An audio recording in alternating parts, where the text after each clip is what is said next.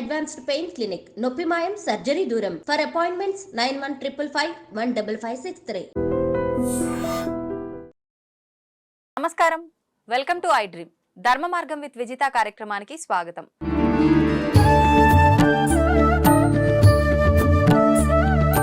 ప్రస్తుతం మనతో పాటు ఉన్నారు ప్రముఖ జ్యోతిష్య వాస్తు పండితులు బ్రహ్మశ్రీ అన్నవరపు తిరుపతి మూర్తి అవధాని గారు. ఇప్పుడు వారితో మాట్లాడి మరిన్ని విషయాలు తెలుసుకుందాం. మనకున్న సందేహాలన్నింటినీ కూడా నివృత్తి చేసుకునే ప్రయత్నం చేద్దాం. నమస్కారం గురుగారు. ఓం శ్రీ మహాగణాధిపతయే నమః. గురుగారు, శని భగవానుడు అనగానే ప్రతి ఒక్కరు కూడా భయపడుతుంటారు. నిజంగా శని అనగానే చేసే వాళ్ళే భయపడతారండి ఆయన దగ్గర. ఎవరు లేరండి తప్పు చేసిన వాళ్ళు, ప్రతి ఒక్కరు భయపడతారంటే అదే చెప్తున్నాను. తప్పు చేసిన వాళ్ళు మాత్రమే ఆయన దగ్గర భయపడతారు. ఓకే, అంతే. తప్పు ఒప్పుకున్న వాళ్ళని ఆయన చాలా గమ్మత్తుగా పైకి తీసుకెళ్తాడు. ఒప్పుకున్న ఇప్పుడు శనిలో కొన్ని దశలు ఉంటాయి, ఇది ఇంతకాలం అని ఉంటాయి.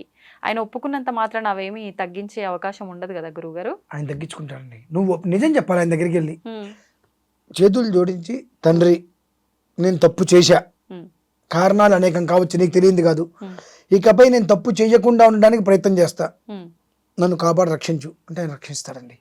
అంత ఉదాత్త స్వభావం గలవాడు శని. ఓకే, అయితే ఇప్పుడు తెలిసి తెలియక ప్రతి ఒక్కరం ఏదో ఒక తప్పు చేస్తూనే ఉన్నాము. కొంతమంది నేను తప్పు చేశానని ఒప్పుకుంటారు, కొంతమంది ఒప్పుకోరు మీరు అన్నట్టుగా.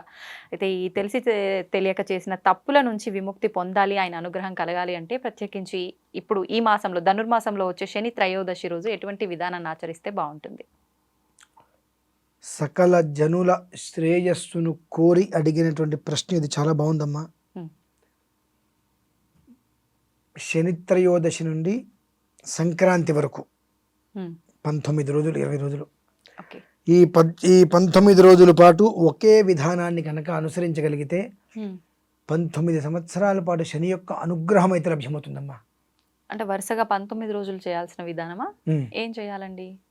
అయితే నవగ్రహాల ఆలయానికి, లేకపోతే ఇంట్లో చక్కగా ప్రతిరోజు పొద్దున్నే గ్రహాలయానికి వెళ్ళి శనిగ్రహం దగ్గర అంత నువ్వుల నూనె ఆయన మీద పోసి, అన్ని నువ్వులు వేసి, నల్లది జాకెట్ ముక్క కానీ రిబ్బన్ కానీ ఆయన కట్టి 19 జ్యోతులు ఆయన ముందు పెట్టి, చిమ్మిరి ఉండ నివేదన పెట్టి, ఆ హారతిగా ఇచ్చి 19 ప్రదక్షిణాలు చేసి వచ్చేసేయండి. ఏమి చేయద్దు ఇంకా. ఇలా ప్రతిరోజు ఒక అరగంట 40 నిమిషాలు ఊర్పు వహిస్తే అయిపోతుంది.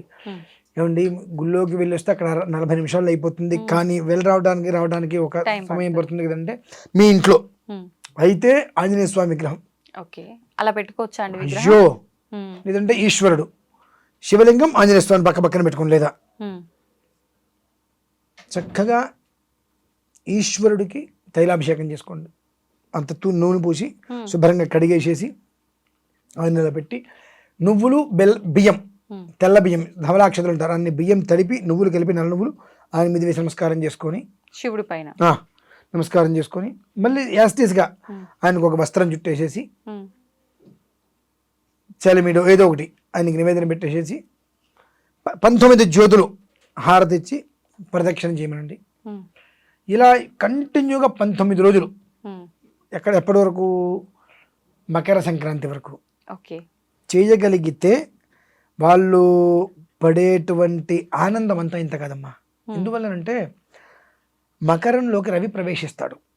మకర కుంభాలకి శని అధిపతి. అయితే శని రవి తండ్రి కొడుకులు, బద్ధ శత్రువులు. రవి అంటే తండ్రి అంటే కొడుక్కి చాలా ప్రాణం, కానీ కొడుకు నల్లగా ఉంటాడు అనే ఒక ఉద్దేశంతో శని రవి పక్కన పెడుతూ ఉంటాడు. అటువంటిది మకరంలోకి ఈ యొక్క రవి ప్రవేశం, శని ఇంట్లోకి రవి ప్రవేశిస్తాడు. ఆ సమయంలో శని పడే ఆనందం అయితే అంతా ఇంత కదమ్మా. నా తండ్రి నా ఇంటికి వచ్చాడు అని చెప్పి నెల రోజులు ఉంటాడు.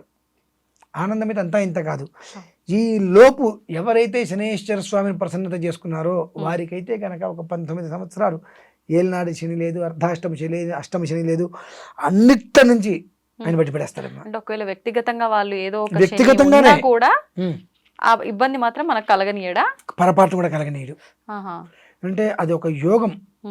అది మనం చేసేటువంటిది పుణ్యం, దాని యొక్క ఫలితం పుచ్చుకుంటాం చూసారండి. ఇలాంటి పుణ్యాల వల్లనే అటువంటి ఫలితాలు మనం పుచ్చుకోగలుగుతాం. అయితే మనం కొన్ని వింటూ ఉంటాం, కొన్ని గ్రహ కలయికల వలన ఇప్పుడు మనకి ఏదో చాలా ఇబ్బందులు వస్తున్నాయి, దేశం నాశనం అవుతుంది, అది మనం వింటూనే ఉంటాం. ఎప్పుడూ కూడా ఖగోళానికి సంబంధించినటువంటి విషయాన్ని ఖగోళానికి చూడాలి. మానవ జీవితానికి సంబంధించిన విషయంలో కొన్ని మనం ముడిపెట్టవద్దు. ఈ ఒక్క శని త్రయోదశి నుంచి ఆ రాశి ఈ రాశి అని లేదండి, ఎవరైనప్పటికీ కూడా హాయిగా ఆ ఒక్క విధానాన్ని అనుసరించగలిగితే ప్రతి మనిషి జీవితము ఉద్ధరింపబడుతుంది. ఈ విధానాన్ని అంతా ఏ టైంలో ఆచరించాలి గురువు గారు? సాధ్యమైనంత వరకు ఉదయం ఉదయం 7 లోపు అయిపోయేటట్టు చేసుకుంటే మంచిది. ఇంట్లో అయినా చేసుకోవచ్చు, నష్టమేం లేదండి. 2 వాడిన ప్రమిదలు వాడవచ్చా అని డౌట్, శుభ్రంగా వాడచ్చండి. వాడిన శుభ్రంగా రాత్రికి మళ్ళీ కడిగేసుకొని పొద్దున్నే మళ్ళీ వాటిని 19 ప్రమిదలు ఎంతసేపు కడుగుతాం, శుభ్రంగా వాటిని కడిగేసుకొని మళ్ళీ వాడవచ్చు. కొన్ని ప్రక్రియలలో మాత్రమే మారు పనికిరాదు, అంటే తిరిగి వాడింది వాడరాదు. అంటే ఆ మట్టి పాత్ర అయినప్పటికీ కూడా కొన్ని ప్రక్రియలో ఆ సమయాల్లో మాత్రమే మళ్ళీ వాడటానికి పనికిరావు. అవి ఎటువంటివి? మనిషి వెళ్ళిపోయినప్పుడు చేసే ప్రక్రియలో మాత్రమే మళ్ళీ ఆ మట్టి పాత్రలు వాడడానికి పనికిరావు. శుభ్రంగా వీటికి వాడచ్చు, ఎలాంటి దోషము లేదు. సూచకమైన పనులు కానప్పుడు మాత్రమే అలా. దైవ సంబంధించిన వాటిలో శుభ్రంగా చేసుకోవచ్చు, ఎలాంటి దోషము లేదు. కాబట్టి ఈ విధానాన్ని కనుక ఆచరించగలిగితే, శని అంటే పీడా కాదు, పిశాచము కాదమ్మా. మనిషి జీవితాన్ని అతని అనుగ్రహం కలిగిందా కనకపు సింహాసనం మీద ఆయన కూర్చోబెట్టేస్తాడు. ఆగ్రహానికి లోనయ్యామా మన బ్రతికి దిక్కు కూడా ఉండదు. ఇంకా ప్రతి క్షణం ఆయన అనుగ్రహమే మనకు కావాలి. ఈ 19 రోజులు చాలా అద్భుతమైనటువంటి ఘడియలు. కాబట్టి ప్రతి ఒక్కరూ నా నీను అనేటువంటిది లేకుండా, నా నక్షత్రం నా రాశి అనేటువంటిది లేకుండా సర్వజనులు ఈ విధానాన్ని అనుసరించినట్లయితే, ఎందుకంటే నేను ఈ 19 రోజుల పాటు మన భారతీయ శంకరపీఠంలో నిర్వర్తిస్తున్నానమ్మా. చక్కగా ప్రతిరోజు విశేషంగా ఈ దీపాలన్నిటితోటి నేను చేస్తున్నా. ఎందుకంటే దానివలన నా పీఠాన్ని నన్ను నమ్ముకున్న వాళ్ళు ఎంతోమంది మంచి సురక్షితంగా ఉంటారు. దానికోసం నేను చేస్తున్నా.